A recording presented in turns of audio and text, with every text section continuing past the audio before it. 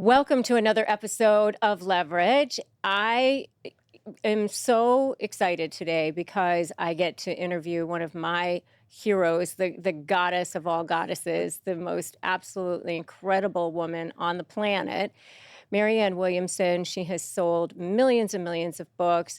I think she has written 17 books, if I'm correct.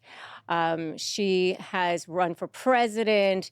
She continues to be a leader and a beacon of light and a lighthouse for millions of us in the world. So I've gotten to talk to her virtually before. This is the first time I get to speak to her in person. Thank you, Marianne, for being here. It is an honor. Oh, thank you for having me. It's an honor right back at you. I'm going to just dive right in. Okay. We live in a chaotic world now. It's more chaotic than ever. It's more volatile than ever. I think we feel more separated from each other than we ever have. Even with all of this technology to keep us connected, I think we feel more separated than we ever have. I believe that there is a spiritual shift happening. Can you talk more about that? I think we are at an inflection point, which is one of the shifts in historical epoch. They happen, the Renaissance, the Enlightenment. Some of these epochal changes are positive, some of them are negative. And we are in the midst of deciding right now which one this will be. We are at choice here. We can move things in the direction of a higher order that emerges from the chaos. But if we do not take responsibility, if we do just sit back and allow the energies to take us where they will, then we could be headed for a new dark ages. I think it's going to be one or the other. I think the age of neutrality is over. I think that's part of how we got here, because there's really no such thing as a neutral thought. In the field of consciousness and spirituality, the idea is that every thought either uplifts or takes you down. So I think that as we develop a critical mass, and I do think that critical mass is emerging, of people who look at all this, as you just said, like a spiritual possibility, looking at the spiritual potential, and really not only thinking hard about what that means, thinking about then what is our responsibility? What do we have to do in order to create that shift? Then I think we will make an evolutionary leap into something far more sustainable, thrivable, and beautiful than anything we have even imagined. But none of that's a given. And I think that's the seriousness of this moment. I think also people are realizing the 20th century mindset was different than the 19th century mindset, and the 21st century is different than the 20th. The 20th century mindset was based on a kind of Newtonian model, very mechanistic, rationalistic. Structure, government, Well, and in which there was no recognition of the relationship between human consciousness and external events. So 21st century, which is interesting because young people today are not 20th century thinkers. The 21st century is holistic, it's integrative. So this journey of enlightenment, which is the key to the journey of evolutionary possibility for the human race, entails the surrender of a thought system that we've all been trained to believe in, and the acceptance instead of something radically different. It's not so much that it's difficult, but it is very different.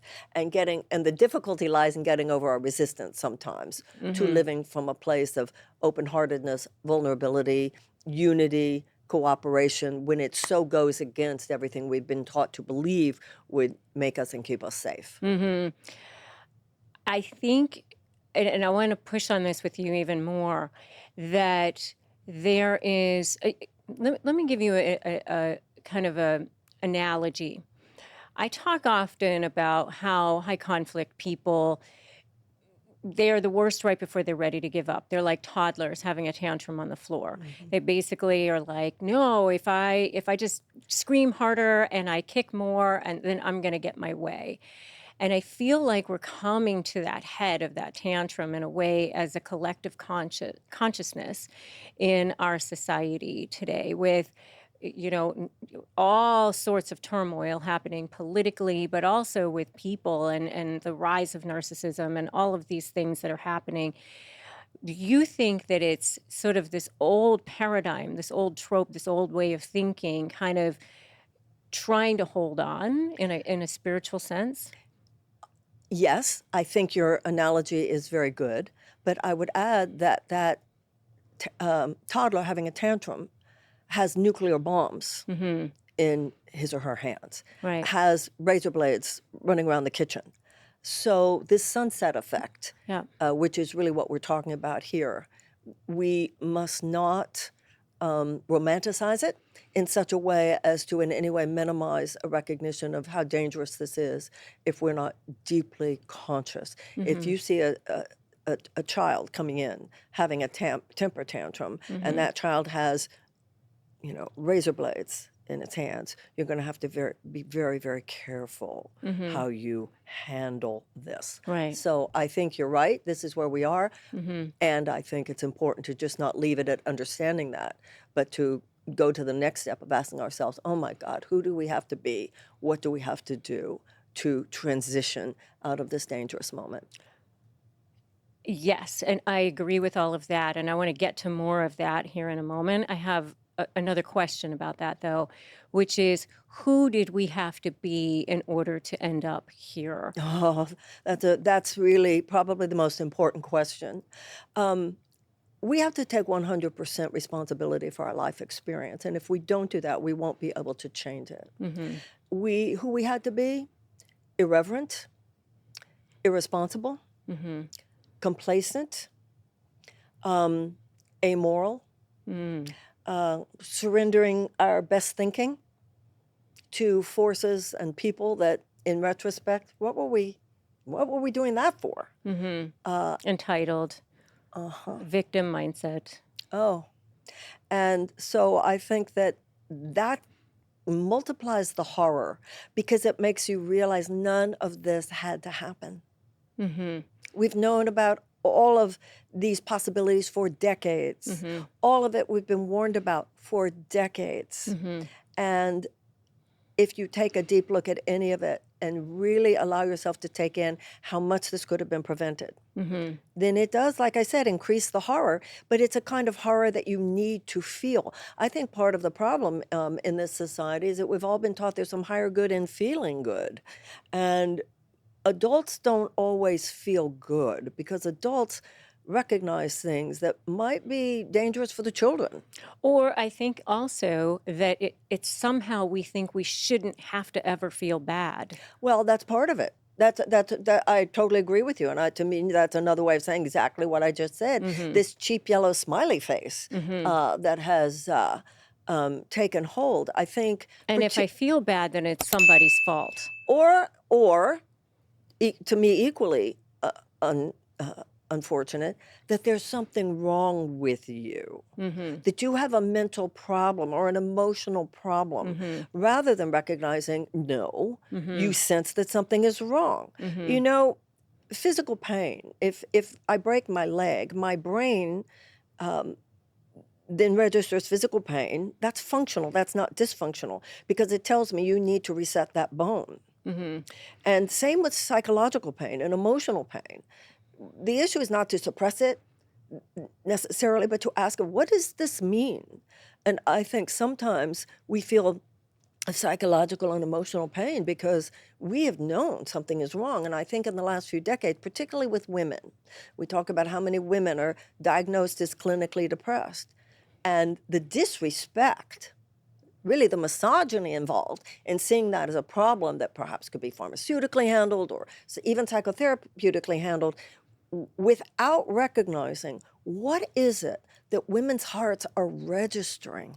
Because if we really sat and talked about it on that level, we would register all the threats to our children, to our grandchildren, what it means that there is so much hunger on the planet, what it means that there's so much suffering on the planet, what it means that there's so much danger to the planet. Because if we had been in that place, we would have been in a place, I think, to more proactively prevent what clearly was not prevented. Let's talk about that because I think, and I was telling you before we got started with this show today that your book, A Woman's Worth, has been my favorite for 30 That's years. such an honor. Yeah. Thank you. Even though I'm only 30.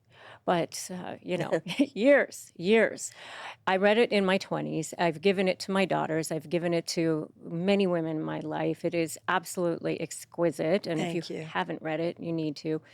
It's not one of your most famous ones like A Return to Love or some of these others, but it absolutely is amazing. But you talk in there about this goddess, and not asking permission to just be, extraordinary. And I think, especially in today's world, and I wouldn't call myself a feminist necessarily, other than I'm for women. I love men, but I am for women, and I think that there is a crisis for women right now. And I want you to comment on that a little bit. And how did we as women allow this to happen in some ways? And what can we do about it? Well, we are living at a time of crisis for women. We're also living at a time of crisis for men because we're living at a crisis for humanity. That's true. And I think there is a generalized sense that the quote unquote patriarchy has led us to where we are. Now, that doesn't mean men have led us to where we are. That means a system which exalted the rights, the responsibilities, the opinions, and the desires of men over the desires, the opinions, and the knowledge, deep knowledge of women. The famous, I think, Australian feminist Germaine Greer many years ago said, the opposite of patriarchy is not matriarchy, but fraternity, a balancing of the masculine and feminine aspects of consciousness. Sometimes people these days talk about the divine feminine. Well, there's a divine masculine as well. Now, the reason I think this is a moment of possibility is because if you look at the state of our country today and the state of the world today, no one can argue that the patriarchal system that drove us this car drove us anywhere other than into the ditch. And so I sense among women right now, Rebecca, I sense a new activation. We're not angry, but we're not apologizing anymore either because you guys had your time. Now, once again, many women have internalized that patriarchal perspective. So this is not, when I say you guys, I don't mean men specifically. There are, I think, any of us who have felt this, slings and arrows of a misogynistic force have recognized that came from women as well as men who thought there was something in it for them to sort of side with those prejudices. I think at this point, when you and I were talking a moment ago about how so much of what has happened is because we did not speak our truths. And we did not speak our truth because we didn't want to be embarrassed. We didn't want to be humiliated. Or we don't want to look like we're a bitch, or we don't want to be called That's difficult. right, one or the other. And so, and so we have this kind of cellular memory of witch burning in whatever form that takes. And when But I think the please. witch burning, I think, was really because people were in fear of women's power. Well, that is not just opinion. That is absolute fact. Barbara Ehrenreich wrote a wonderful book about witches, and she wrote about how at the time, well, first of all, there are two issues here. First of all, the pagan culture, the more partnership models, as Rihanna Eisler would say, one of its aspects was the healing property of female intuition, women who understood about how to use plants for medicinal purposes and so forth. And also, these are women who, throughout those cultures, mainly European, performed rituals that kept people in a psychological and emotional sense of partnership with nature, with the trees, with the waters, with the air. Now, when you had an early dispensation of Christianity that changed paradigm from nature in partnership with humanity to the idea that God had given earth to man to use for his utilitarian purposes, then you had to get rid of the women who were holding on to the idea that we had divine partnership with nature. And also in Ehrenreich's book, she talks about the role played at what we would now see as the advent of a Western medical model. And who were these women who just knew By what method did they just know? And I think that that's really what we're talking about today. How do you know? I don't know, I just know. Well, that's not enough to consider you qualified. Well, actually, when you look at in retrospect, how many women who just knew, maybe they should have been listened to, because their way of knowing, in both men and women, that does have to do more with an intuitive recognition, a spiritual recognition of how systems operate, is every bit as important as a Western analytical thinking. Not more important, but certainly the model is incomplete when either one is left without the other.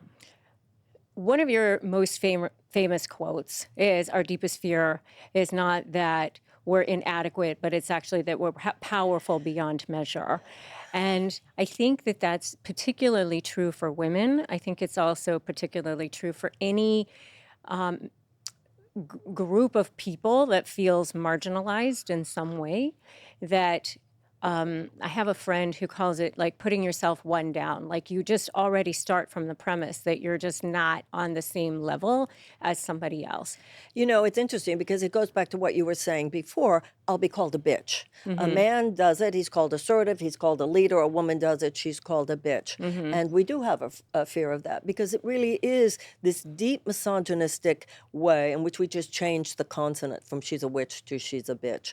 And I've never heard a man say, I'm not gonna talk again because I'm very embarrassed by their reaction. You will hear a woman saying, the humiliation, the disapproval stopped me. Now, I think the key to that, and part of what's been wrong in the last few decades, in the 1970s was when I first was exposed to feminist thought and so forth. Sisterhood was recognized as an absolutely essential fundamental of the change that was necessary. None of us were getting there Which I unless agree with. all of us get there. And that is what I have seen. I've seen a lot of women who've considered themselves as feminists thinking that this just meant that they could get ahead, which was almost the opposite of a feminist model if it's just about me. And we've really lost that sisterhood element, and it must be reclaimed. When you see a woman going out there, she will get blowback. I think that that's what we need to remember. We talk about the rising of the divine feminine. Well, when the divine feminine rises up, she's not necessarily appreciated by a supported. patriarchal status quo. Yeah, well, that's why she has Or to be. supported even by other women. But that's my point. So she has to be supported by other women. I also found in my career, Rebecca, I found as a writer, first of all, in my career as a writer, as a transformational speaker and so forth, I never felt that my sex was a detriment. I never felt that my being a woman I love that you're saying this right affected now. anybody's ability to hear me or their judgment of me or whatever. Because, by the way, I have often said that you are one of, if not the only, lone spiritual leader who's a female in the world. And I mean, there's Well, very that's- few, very few. I appreciate that. I do think it's a collective zeitgeist at this moment, certainly, and I But appreciate you even if you considering sit me and among. you name, Wayne Dyer and all the others, I mean, it's which who I love. Well, he was a but- guy, so he but- was easy to love. Yeah, but that's the point. On every level, actually. Yeah. I mean, so my point being, the fact that you didn't think about it, I remember hearing Will Smith talking on Oprah one time where he was saying that another African-American actor was saying, when you go in to talk to these top studio execs, how do you not have them see you as the only black guy in the room? And he said, I never think of myself as the only black guy in the room. That's great. That's great. But the point I want to make about the fact that within that field, I never felt misogyny is this is what I found out in America. If you want to have a successful career, good. If you want to have bestsellers, if you want to make money doing it, you good little capitalist you. But you want to stride into areas where you're suggesting a real change in public policy? Okay, I was going to ask you We're about this. I'm coming at glad you. you're going here. And I never knew misogyny till I went Till you into ran for that field president. in that sector, and I went, oh, I get it. You can Tell me more have about that. anything What happened? you want, do whatever you want to do, but don't try to fundamentally change things that would affect an economic, social, or political So paradigm. what are you speaking about exactly? What happened? Well, I felt I'm a little bit of a romantic about American democracy. And I take seriously the idea that there's a wisdom inside all of us. Well, there was a leap in, I think, a pivot for you, and it took a lot of courage, I think, for you. It didn't feel like a pivot for me at all. It felt like, and was actually, an extension. When my career began, not long afterwards, I was speaking in Los Angeles, and not long after I began giving these lectures, the AIDS crisis burst onto the scene. And I knew, and really, gay men in Los Angeles gave me my career. And so immediately upon, getting up there talking about love, real human suffering, this was real. This was not theoretical. This was not abstract. This was just not just about having classes. This was real. And I recognized, and the people in my sphere recognized, that none of this love stuff meant anything if we weren't addressing the suffering of the human beings in front of us. And it really brought home for me that there's really no religious or spiritual tradition that gives any of us a pass on addressing the suffering of other sentient beings. Now, from that experience, I became a kind of go-to person in a lot of circles for who you call when things are really bad. When you've already been to the doctor, already been to the accountant, already been to the divorce lawyer, already been to the whatever, and catastrophe is upon you. And I have to, the joke used to be, nobody calls Marianne because things are going well. I always say that about me, Rebecca. But it was a privilege in my life how much I've been up close and personal with people in some of their darkest hours. And I've seen a lot. But what happened for me, Rebecca, was that in the 1980s, when AIDS struck, and I was very involved as an AIDS activist, the majority of people I knew who were in trouble in the 80s and even the 90s, the trouble, it was the cancer diagnosis, it was my child is a meth addict, whatever it was. The trouble was the exception and not the rule. America still worked. What I started seeing around the 1990s, late 90s, I saw the shift because I'm up close and personal with people. And I saw something has happened. And for too many Americans that I met, the crisis was the rule and not the exception. It wasn't just the cancer diagnosis. It was that they didn't have health care. It wasn't just that they didn't have a job. It's that they couldn't support their family on just one job. And so I began to realize, it's like Gandhi said, is not politics a part of Dharma too? I didn't see this as a pivot. I saw how much suffering in this country is at least a direct result of bad, greedy, unjust public So you policy. didn't see it necessarily as a courageous decision, but looking back now, Naively, I did not, because in other, like I said, in other areas of my life, it's been like, okay, well, let's fix it, okay? And everyone went, yes, let's fix it. In politics, they're like, we will not be doing that. so did you And the have last person we listen to is, people turn on you? what? Is that what happened? You had No, it was the 2020 campaign was very different than the 24. The 2020 campaign, I was, however begrudgingly, given my legal and ethical due as an FEC registered candidate. Yes, they put me over at the end of the line. Clearly they weren't excited that I was there. There was a lot of rolled eyes that I was there, but hey, it's America. She can run. So I got to be in a couple of debates. I had a CNN town hall. CNN and MSNBC, which you need to be on for any Democratic voters to even think you exist, gave me enough coverage, I thought, for a minor candidate. I entered in 24 feeling, well, in 2020, I got to say things that I need to be said. I naively sauntered in 24, assuming I'd be given the same legal and ethical due, not knowing, although I should have assumed. Once again, you have to take 100% responsibility that a few people basically had already decided that Trump was such what they considered a threat to democracy, that they were entitled to suppress democracy within that party. They had decided that Biden had beaten him before. It would be Biden this time. We would not have a primary. And they were not amused by someone sauntering in and saying, okay, well, actually, I have a better idea for how to beat him. And this was no longer in their mind funny. They were going to do everything possible and did to make sure that Other campaign would voices be, weren't pardon? heard. Other voices weren't heard. Yeah, invisibilization, character assassination, peripheralization. It was actually quite brutal. Yeah, Wow. yeah. Wow. What did you learn from that? Well, I have to, my life works well, or works at all, when I practice what I preach. Mm-hmm.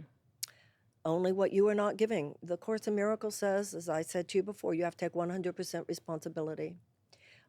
Yes, this person did you wrong. The truth is you didn't have to hire and no one forced you to. Yes, they did that, but then on the other hand, you were naive to saunter in the way you did. Yes, they did that, but if you'd been more present, you would have responded. You have to do the work of forgiving others and forgiving yourself. I think also if you go through something like that, very few people, I'm happy to say, Mm-hmm. have an experience where you wake up every morning and someone online from somewhere in the world is mocking you, lying about you. It's really something. And I realized, especially since something like that is so public, okay, Marianne, you have two choices in front of you. Age, with that chip on your shoulder, what they did to you, victim, you'll shrink Mm-hmm. and be a little bit pathetic. Mm-hmm. Or do your work. Mm-hmm. Go. It's like if somebody came to you, talk to yourself the way you would talk to others. Okay, what was your part in this? What was your part in this?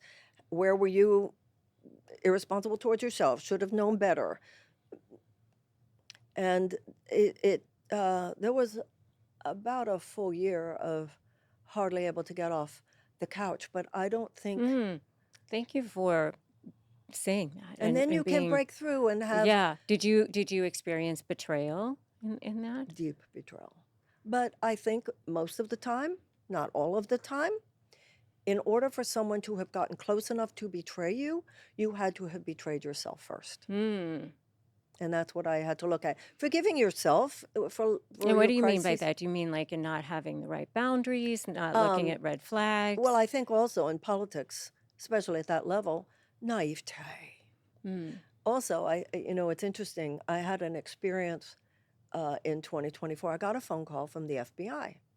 And the FBI, they said, would you please come down to the headquarters? We want to give you a briefing that we give to any candidate. I had not experienced this in 2020. And they said, we are going to now describe to you things that are 100% either happening or will happen. Not 96%, not 98%, 100%. They spoke of infiltration of your campaign. They spoke of people around you who aren't who you think they are. Wow. They spoke of, and then they said the main suspects are Russia, China, Wow. or Iran. Wow. Now, this is interesting, going back to that intuitive stuff. And this was an interesting experience that I think a lot of us have sometimes, Rebecca. You know something before you're ready to make it operational. Mm. Because I said there was a man and a woman. And I said to them when they said that, oh, I think those things are already happening. But I don't think it's Russia, China, or Iran. I think it's forces right here. Now, the woman went and the man went. Oh. Now, I should have left that place. I had glibly said what I knew to be true. Yeah. But I didn't then do the, I did not operationalize what I knew. Yeah, they say that the heart is actually sort of the tuning, the frequency, right? And then the brain is really just the antenna. Right. Good way to And put it. yeah. Did you ever read a book did you know James Doty, Dr. James Oh, Doty? I'm actually rereading Mind Magic right And now. I just got the chills. did you read Into the Magic Shop? Yes. Well, did you know Jim? No, I wanted to. I mean, but I know he he left us passed too before I had a soon. chance. He was a Yeah. good friend. Anyway, I heard him say that, because remember, he was a neuroscientist Yes, and a I know. neurosurgeon. That wonderful first opening of Into the Magic Shop about the operation of the little boy. So Yes. he When he said goes that with him meets Ruth in the magic shop. Yeah. they used to think that the brain was the intelligence center of the body. Mm-hmm. They now know there's a kind of highway Yes. between the head and the Coherence. heart, and that Yes. it's the partnership between head and heart which is the intelligence center of the body. And of course, what we can see is it's also the intelligence center of your life experience, and the intelligence center of civilization. And the disconnection of head and heart is what got us to where we are. You know, Martin Luther King said, "Power without love is reckless and abusive." Mm-hmm. And when you think of our political system, our economic system, power without love is reckless and abusive. He said, but love without power is anemic and weak. And Mm. that speaks to the complacency that you and I were talking about, assuming that others knew what they were doing, um, rather than trusting in our own thinking, our own heart, our own values, our own gut, and standing forth as conscious citizens and making sure that the voice of the people, Thomas Jefferson said, the only safe repository for power is in the hands of the people. And that power has been absconded Mm-hmm. by political parties, by a political system, certainly by money, by tech. And Well, we surrendered it too easily, and we need to reclaim it. totally. I would think Ronald Reagan is the one that said the 7 scariest words in the English language are I'm from the government and I'm here to help, or Now, do something you like agree that. with that, or do you think it was a very dangerous statement? Well, I think that government in the current format, the way that it has been very much demonstrated that it was so much more fragile than we realized.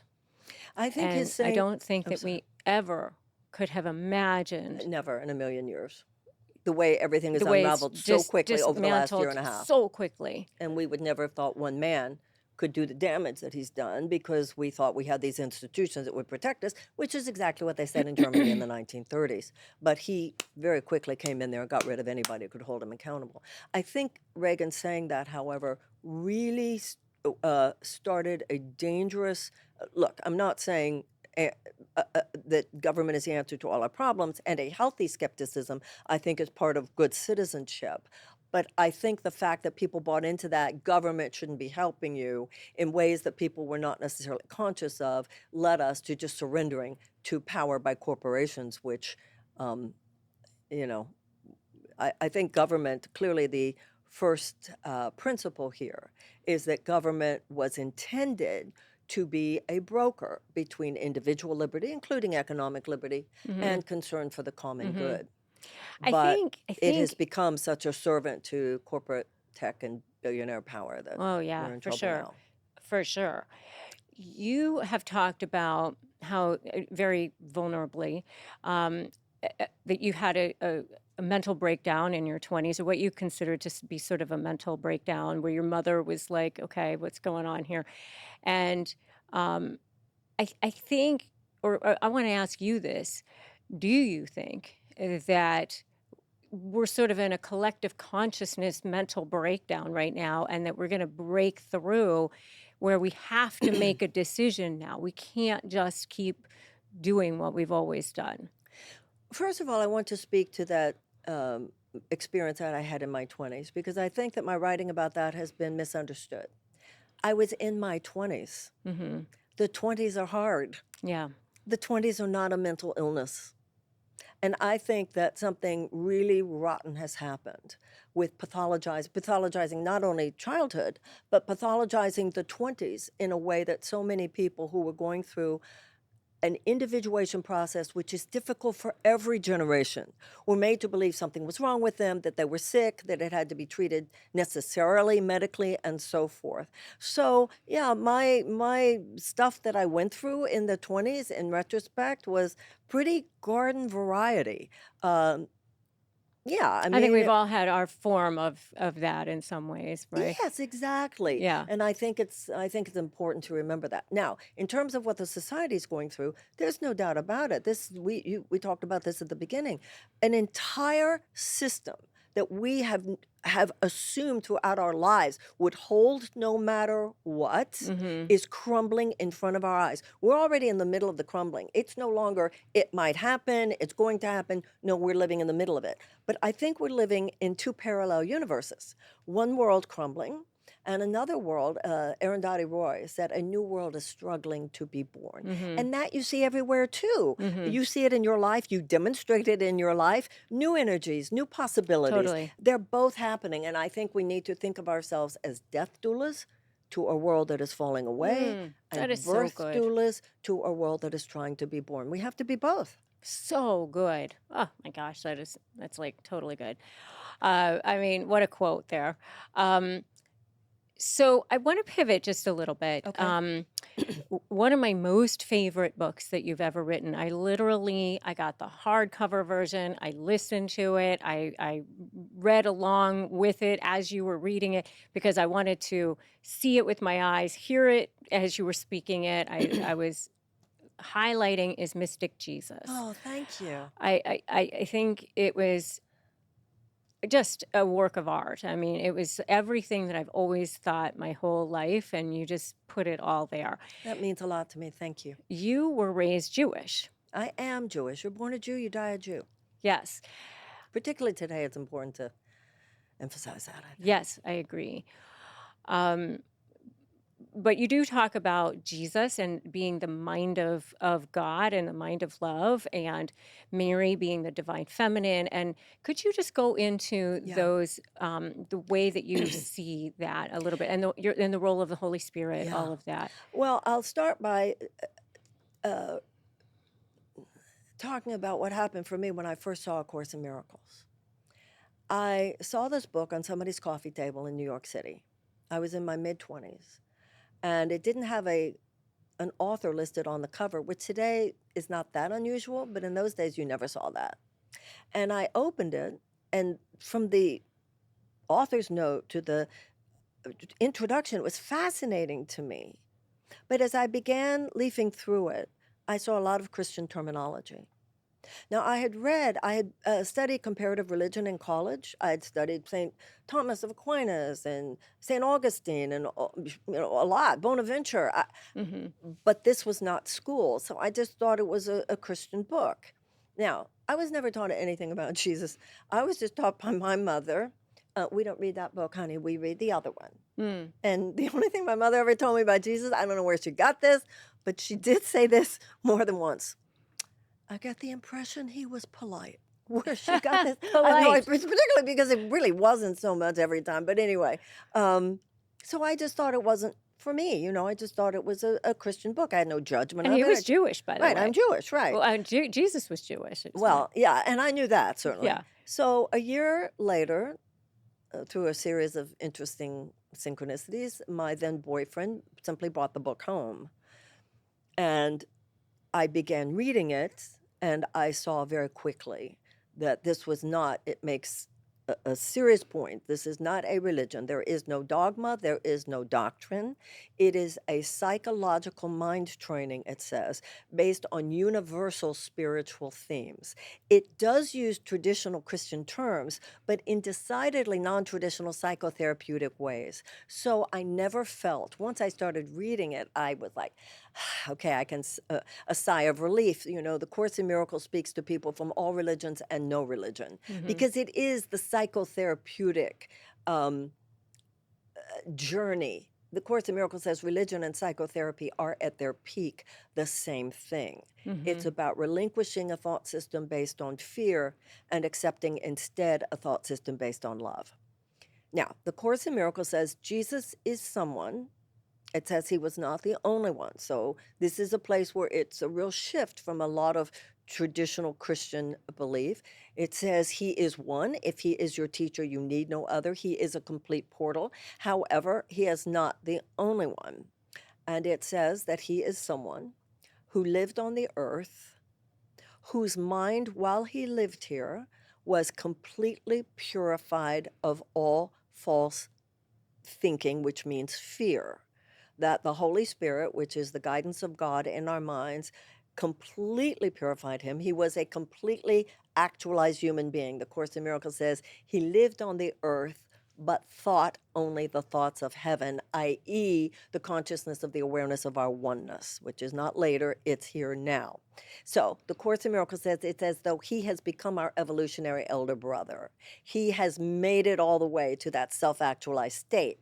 The Course in Miracles says that his having achieved that state, he was then authorized by God to say, hey, if you'd like me to help you, I can enter into your mind, and my mind joined with your mind can shine away your ego. However, he will not force his way in because that would be a violation of our free will. So he's a teacher. He is, the Course in Miracles says, a personification of the internal teacher with a capital T. And it's not for everybody. The Course in Miracles doesn't claim to have a monopoly on the truth, but you can see from what I said that that has never made me feel less of a Jew.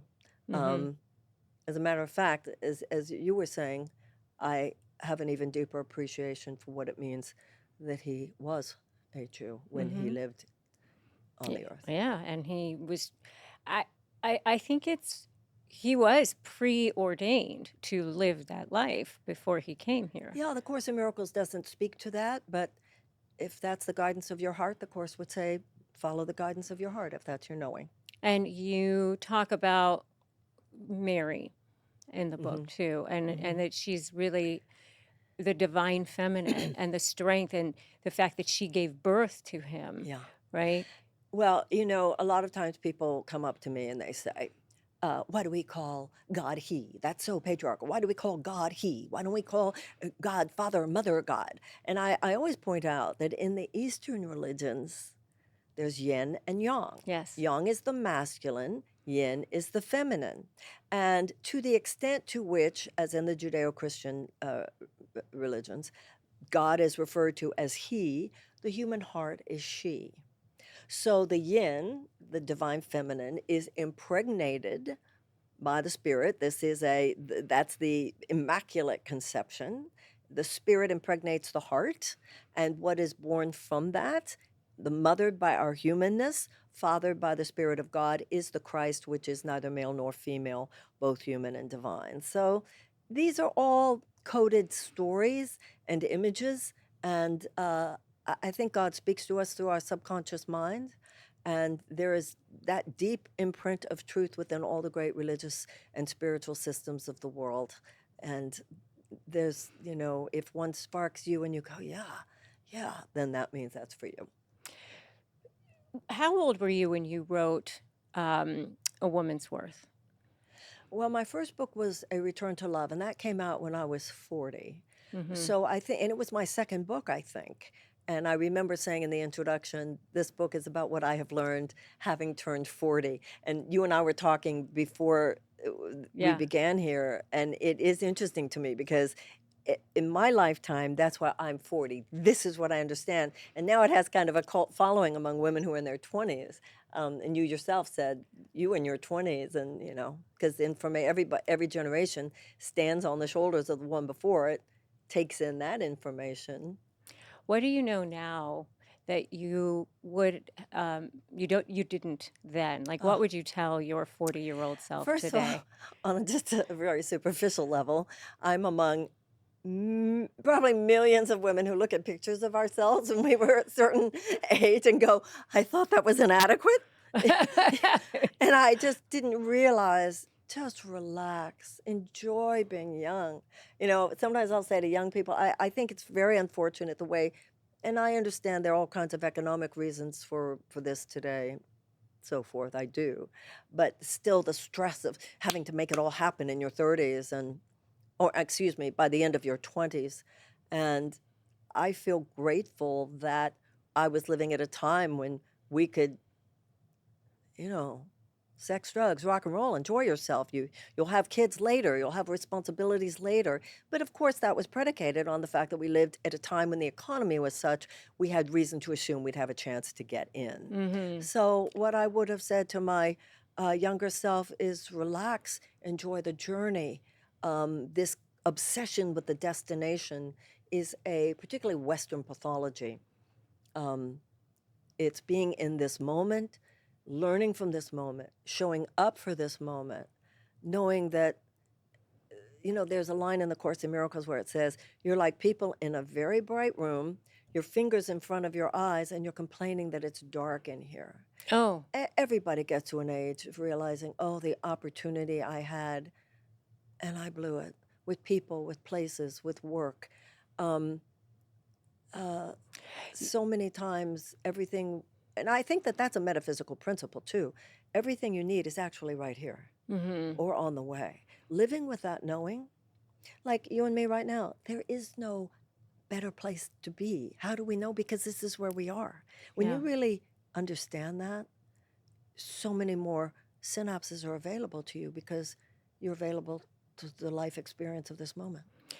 Talk a little bit about the quantum and what that means to you as far as a consciousness, a spirit, a spiritual being, and being able to manifest into your life. I mean, I think a lot of it has to do with being appreciative and grateful for the moment and being at the frequency of joy as much as you can be.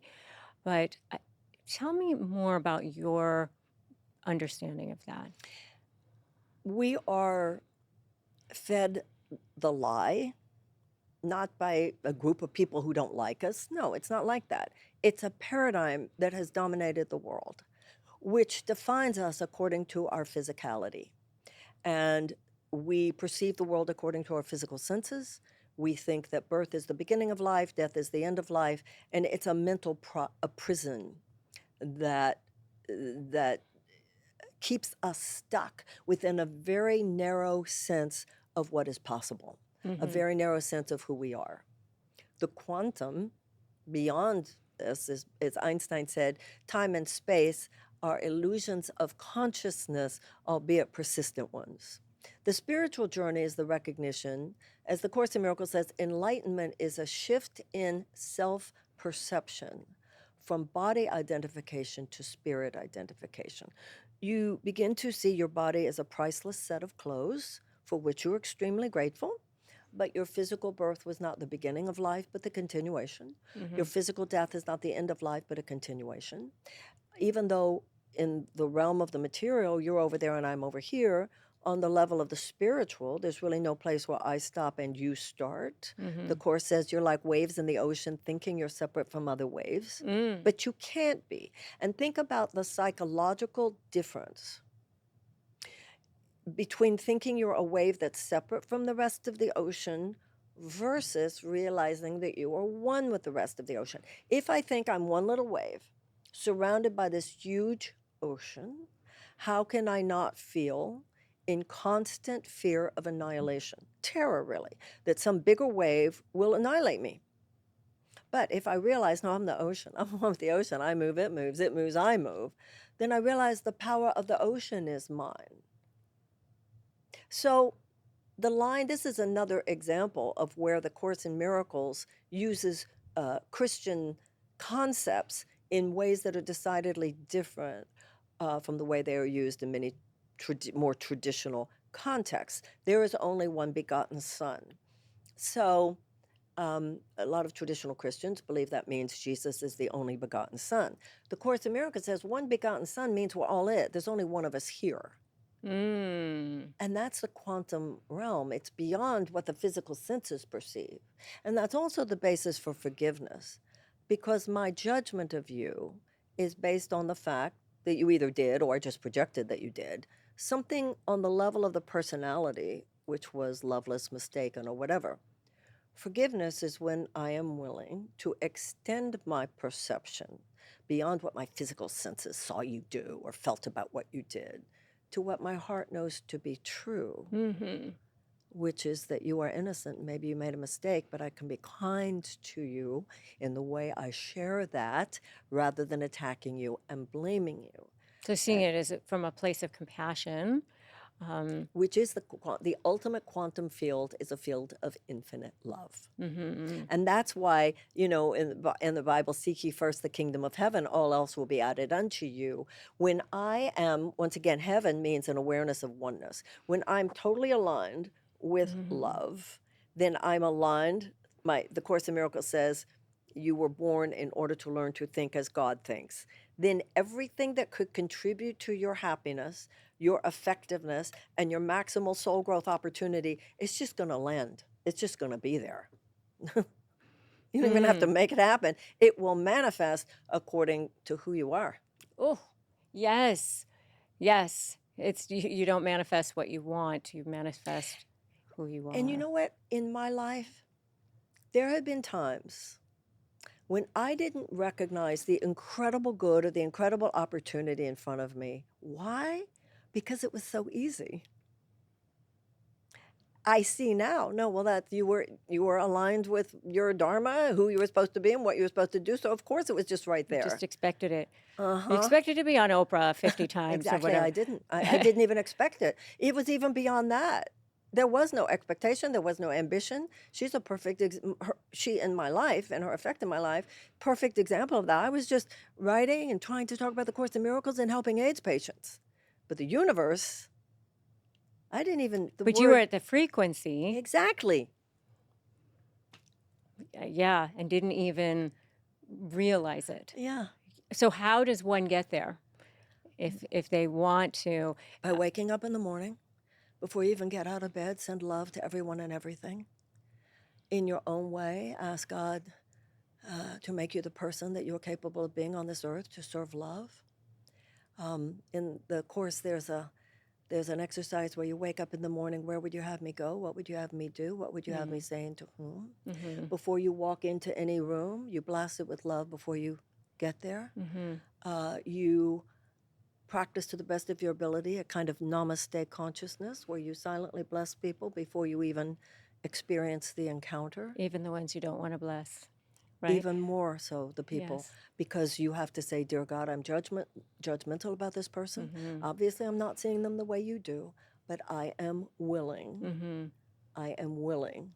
I was really, just yesterday, really annoyed by a friend, and the Course in Miracles really trains you.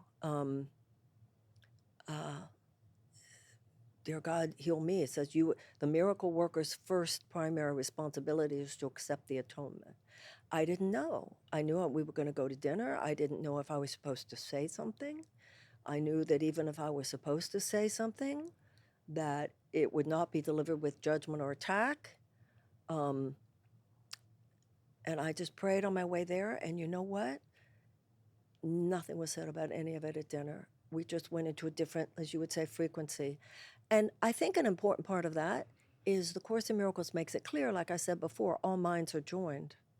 So theoretically, when I was doing that spiritual work, it not only recalibrated for me about him, but also recalibrated him about me. It was interesting.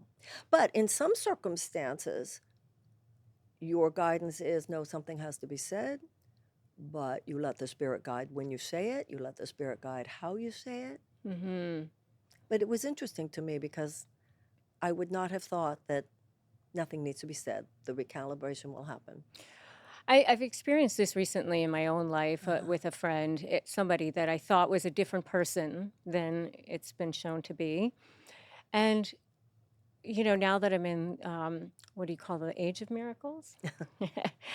I would say that I just learned that it's like, instead of being like, feeling resentful or angry or hurt or all of the things, it's more like I can observe it and say, now I have the information. And I would submit that it's more than that. That this is an opportunity for a miracle. Dear God, the place in me, I am willing. I am willing to see this, because really the information that really you're being led to is that beyond their error, beyond their personality, they are innocent. Now, that doesn't mean you haven't been shown back up, you know? Yeah, That I doesn't always mean say send them light, but over there. But I'm not as you're not quite there I'm yet. not as good as Marianne yet. No, no, no, I'm not necessarily either. It's what we practice. I'm just saying When I say send them light, yeah, I'm but not 100% over there. there. But I did with him yesterday because I knew if I just say, look, somebody needs to tell you. When you do that, that is so obnoxious. I knew that's not the way. And No, that's my stuff and blah, but blah, be blah. the light that Huh? you wish to be the light you wish to see in the world. Well, dear God, just heal me of my own stuff around it. It was interesting. I love that you have this practice of how can I be better? How can I pray about this? How can you've always got these amazing prayers. There's a book that you have that is probably 20 years old at this point where I used to read it every morning. It was just a little prayer for Yeah, every yeah. Illuminated prayers yes, and Illuminata. illumination. That's Yeah, what it was. yeah, Yeah. yeah. And that's so good. What does your morning routine look like? A Course in Miracles. I mean, first of all, that business about before you even get out of bed to bless everyone, because this is the thing. In all religious systems I've ever read about, emphasize the morning. Your mind is most open to the consciousness that will prevail during your day. If you go directly to the computer, directly to the phone, directly to social media, directly to your emails, directly to text and Twitter, good luck. It's like you're saying, eat me alive. Mm-hmm. The consciousness of fear and chaos that we opened with this morning is everywhere. So you have to, just like you wake up in the morning, take a shower, take a bath, brush your teeth, you don't want to carry yesterday's dirt into the day. Yeah. So if you just do what I just described, going right to social media, et cetera, you're taking on not only your own stress from yesterday, but people all around the world, their stress from yesterday. And then beginnings are important in any system. It's difficult to change things afterwards. So before you get out of bed, send your love to the world. And listen to Marianne's morning meditation, Oh, which thank you. I'm on the email list. We have a lot of it. Also, a friend of mine said that his shaman had told him, I think this is a great one too. Remind yourself, recognize, anything is possible. There is no order of difficulty in miracles. And then for me, because I'm a student of the Course in Miracles. Now remember, the Course doesn't claim a monopoly on truth. There's one truth spoken in many different ways. It's not for everybody, but it's the path that speaks to me.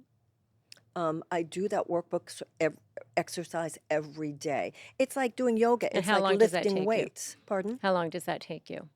Well, every day it calls for something different. After a certain point, you want to try to give it that at least 20 minutes in the morning and in the evening, because we particularly today because of the chaos.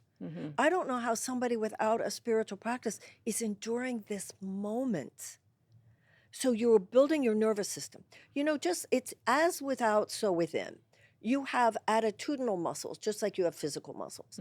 After a certain age, let's say, right, so this could be flabby or this could be not flabby, okay? So if you are lifting weights, right, you are countering gravity. And that's what you were doing with working out your body.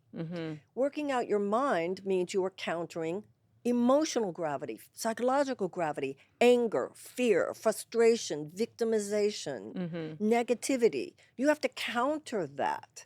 And so in the Course in Miracles, it's half a year of exercises that dismantle the thought system based on fear. The second half, substituting a thought system based on love. Now, you never get to stop. It's like physical exercise. You don't get to look in the mirror and say, hey, I look good. I don't have to do this anymore. Right. So it's lifelong. But I can tell you this, 100%. On days I do it, my life is better. And that is true to a point where at this point, I feel it before breakfast or coffee or the first phone call. So I'm disciplined about mornings, actually. What do people not know about you that you think that they should?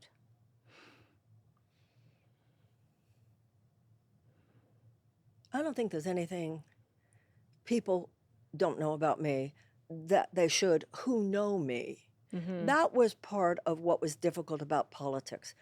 I have always felt in my work that people, let's say, would come hear my lectures. It may or may not be their thing. The Course in Miracles may or may not be their thing.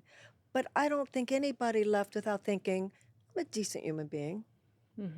What was so painful about the political was that the way in that world they seek to peripheralize you or get you out of the conversation is to create a narrative that is not who you are, kind of doppelganger. And once that's established, especially on social media, it's very difficult to compete with your own doppelganger. So I think, the people who say horrible things about my books, I think are people who haven't read them. The people who think I'm a crystal That's lady definitely have true. never been to my house. The people who have these, so it is painful when you are, particularly when you're criticized by people who you think, I think that person would actually like me. I actually agree with them. They think I'm someone different. But I also get that part of the work is to accept that. And so I would, And no, I you think can't change people who it. know me know that I'm decent. I try. More than I decent. rise, I fall. I'm like everybody else, but More than so that's decent. difficult. I think you're a prophet in some ways. Thank you. Thank you, Rebecca. Yeah. You have a Substack, Yeah. which is brilliant, and you also teach A Course in Yes. Miracles. Yes. Talk a little bit about that. Well, I think now more than ever, not because I don't think politics matters, but because I do think external action matters in the ways you and I were talking about before, given the moment we're living in. But I also realize, as Gandhi said, the end is inherent in the means. Everything we do is infused with the consciousness with which we do it.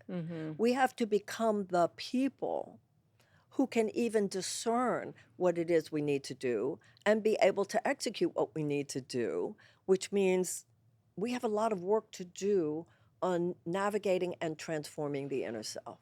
So that's why if people go to my website, look at my social media and so forth, I do classes on the Course in Miracles. People can get into their inbox every day and so forth. On my Substack, I feel a little freer to express some of my political opinions and talk more specifically about that. I think that I did Do you really see it as confuse politics, a lot of people. though? I Pardon? mean, do you really see it as politics, though, or do you see it? I get the sense from you that it's almost more like you're called. You are called to be an agent of change. And I think that it is spirit working through you to be that agent of change and that agent of transformation for the world. And I think that's why you're still going at full strength doing all of this. And I think it's more than politics. I think politics almost, The way the word is perceived? yeah. Yes, I think you're right. Because, like we said earlier, I never saw quote unquote politics as a pivot. The word politeia, the Latin root, is of the people. So to me, yes, I'm interested in collective transformation, collective expression, collective behavior, and how it affects the world. Because But even at the beginning of this, we talked, where I said, we're in a volatile world, we're in a chaotic world. And wherever you fall politically, I think that can't be denied. And I almost feel like these old paradigms of politics or parties or anything it's over. is, Especially today. The right is no longer the right, the left is no longer the left. I find myself agreeing with things from people that I wouldn't have agreed with before, disagreeing with people I always thought I agreed with. But that's part of the image of the caterpillar. The caterpillar consumes too much, forms a chrysalis. Those falls into what science calls an imaginal soup, where all these imaginal cells, and from that comes the butterfly. Um, President Eisenhower had said the American mind at its best is both liberal and conservative. There are high-minded liberal values, there are high-minded conservative values. This binary thing, it's over. It's over, and I think that we're all seeking a kind of golden mean in every area of our lives. It's Right. both and, it's not either or. It's a kind of intelligent middle, not as in centrist politics, but as in genuinely a common, the first principle was we would be different ethnicities, different races, different political views, but joined by our fealty to a common set of principles. And I think those principles are what we're getting back to, human values. And what are the Well, and ideals who of we American values. are, Pardon? and who we are authentically as spiritual beings having a human Right. experience.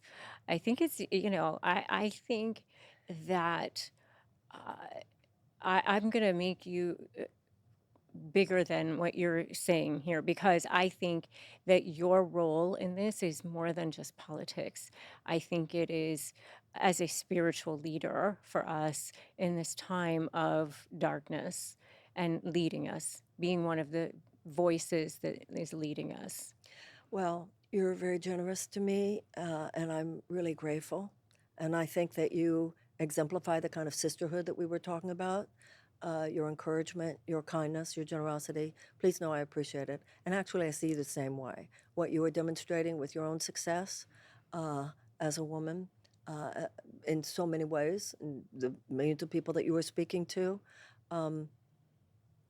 good on you. And it's a real honor to think that from that place you would be acknowledging me. So thank you.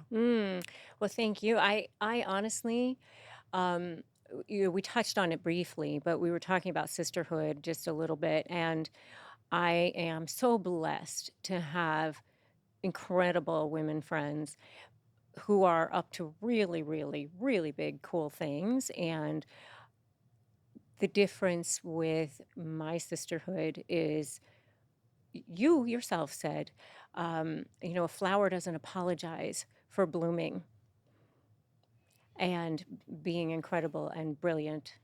And that's, why wouldn't another flower go, oh, that's gorgeous? Everybody should see it. I think a lot of the psychotherapeutic model of the last few decades has really hurt us. We have over-identified with our traumas, over-identified with our anxieties, and really allowed ourselves to be convinced that it was our weakness, something we were working on, maybe we get past it. When you develop the habit of always asking each other, are you okay? We're living at a time. Nobody's completely okay right now. And of course, we have to take the time to be there for one another. Right. But we need to develop the social habit, particularly as women, of saying to one another, tell me what incredible, great thing you're doing right now, and how can I help? Mm. That's how we actually met. I saw you had a new book coming out, so I reached out. Thank and you. Yeah, and I said, how can I support her? And then it's I have a exponential. platform. It's exponential. Yeah, Thank you, Rebecca, so much. yeah. Is there anything else that you wanted to touch on today, and make sure that we all hear? I think it's important that we remind each other that a miracle, which is a shift in perception from fear to love, is a choice we make. Any given moment, you make a choice. You might make it consciously, you might make it unconsciously. But are you opening your heart or closing it? And I think we need to give up this habitual, I'm working on it. How'd you do this Later moment? means never. That's what I always say. The only moment that really exists is this moment. The past is only in your head. The future is only in your head. And I think that we will heal the horizontal when we go more deeply into the vertical and support each other. Yes. You know. Viktor Frankl said, between everything that happens and the moment it happens, there's that space, right, of like, Yes. you get to choose Yes, how yes, you yes, yes, yes. react to it and that response. Yes, and if Viktor Frankl can say it, he's Exactly. talking Holocaust. Right. That is exactly the point. Life is Yes. not just about what happens to us. It's about who we choose to be in the space of what happens to us. Yes. We will not get through this perilous, truly tumultuous chaotic moment. Yeah. If women are acting like little girls and men are acting like little boys, the era of ditzy is over. And that doesn't mean you don't give yourself an hour to cry every once in a while. I think that that's reasonable too. But there are a lot of hours in the day, and we So can it's like, choose okay, to I'm be going to give strong. myself an hour and then I'm getting I up. mean, get up, take a shower, get dressed, Let's go. and go save the world. Our children and our grandchildren and our great-grandchildren's lives will depend on it. Totally, totally. Where can they find out more? I assume your website, Marianne. That's so sweet of you. Yeah. Yes, Marianne.com. Yeah. And I'm on Instagram and I'm on Substack, as you said, and TikTok and all of the above, right? Yeah. Facebook. Yeah. Before we go, I'm just going to show everybody this book that I brought with me. The pages are actually yellow, and I had highlighted it, and I read this book 30 years ago. So I practice what I preach when I say this here. She is brilliant. Go follow her. She's absolutely just the most incredible female on the planet, I think. And so thank you, Marianne. Ditto, Thank ditto, you. ditto, ditto. Thank you, Thank Rebecca. you. God bless. So I thank you all for joining me today on this episode of Leverage with Rebecca Zung. If you enjoyed this, go ahead and subscribe, and we will see you in the next episode. Thank you.